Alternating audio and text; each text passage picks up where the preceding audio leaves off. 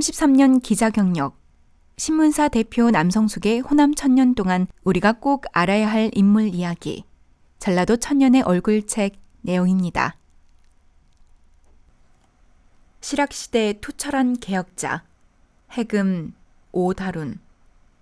실학사상이란 조선 후기 역사적 환경을 반영한 지식층의 사회개혁운동, 신문화운동이다.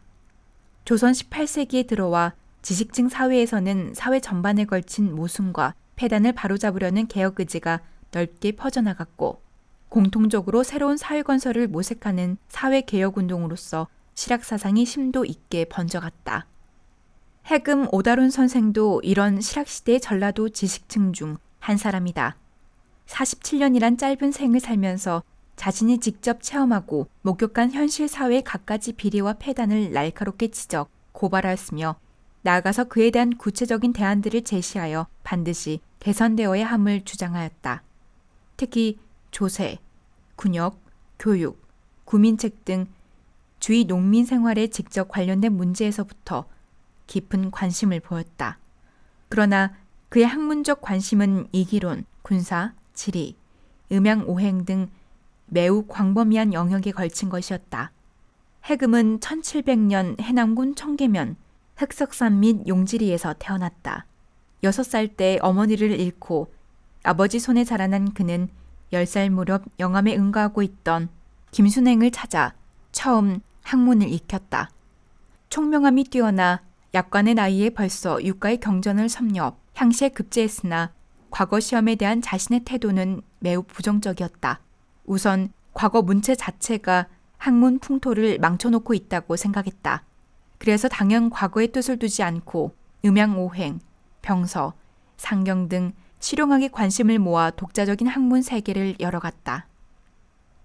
그는 30세를 전후해 나주로 이사했다. 금성산 남녘 영산간 부편에 서당을 지은 후 10년간 후진 양성에 주력했다. 그런데 불혹의 나이 40세가 되면서 그의 생활 태도에 큰 변화가 일었다. 과거에 응시할 계획이 전혀 없었던 종래 생각을 바꾸어 과거에 나선 것이다. 아마 극심한 생활고로 가족 부양이 어려웠기 때문에 관직을 구해 우선 노안에 시달리는 부친을 봉양해야 한다고 믿었던 것 같다. 그 무렵 그는 책을 팔아 부친의 병을 보살펴야 할 만큼 어려운 상황에 놓였다. 1740년 응시한 과시에 장원했다. 다음 회시에도 장운으로 뽑혀 1년 5장원으로 이름을 떨쳤다.